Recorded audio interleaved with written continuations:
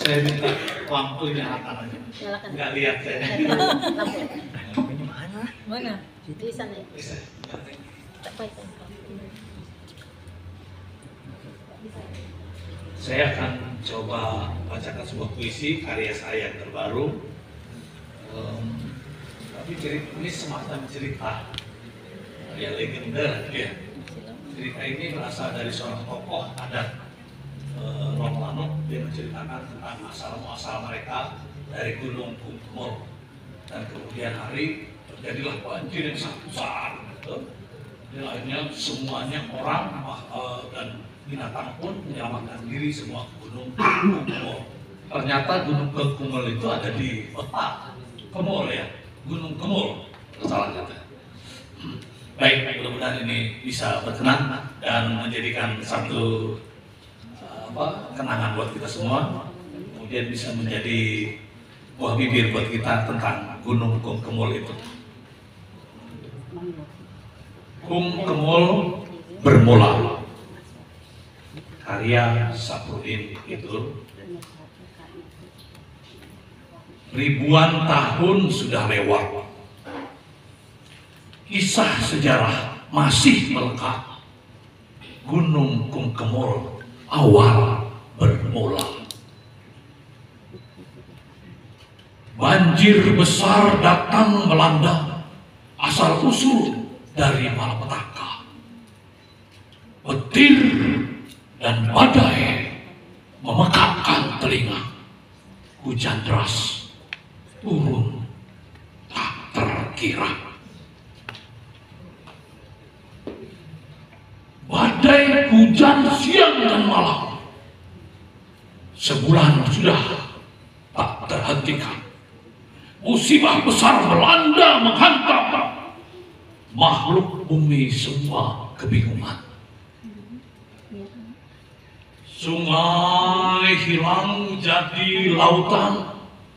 Daratan hilang jadi lautan. Pulau kecil di tengah sungai hilang jadi lautan. Semak belukar tenggelam jadi lautan. Banjir besar tak pernah terkirakan. Laksana lautan meluas merata sejauh mata memandang. Itulah nyata. Lembah, bukit, semua telah tenggelam. Pohon paling tinggi sekalipun sudah tenggelam. Binatang panik cari tempat keselamatan. Manusia harus segera pindah di ketinggian. Pohon-pohon tinggi tenggelam. Pucuknya hilang di telan alam. Merambah ribuan bukit serta tenggelam. Tiada lagi tempat untuk bersemayam.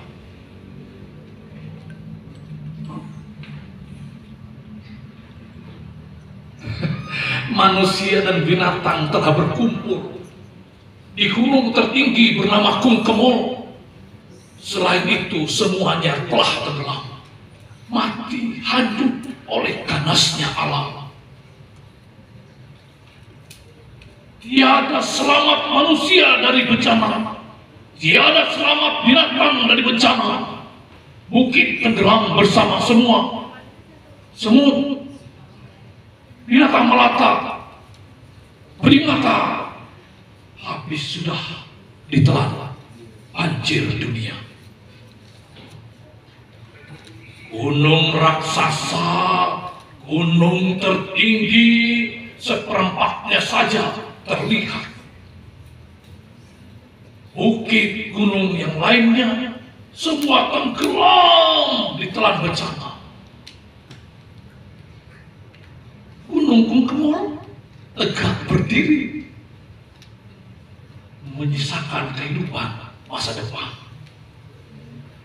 Manusia, binatang, semak belukar dan pohon tahunan bertahan tetap tegak berdiri.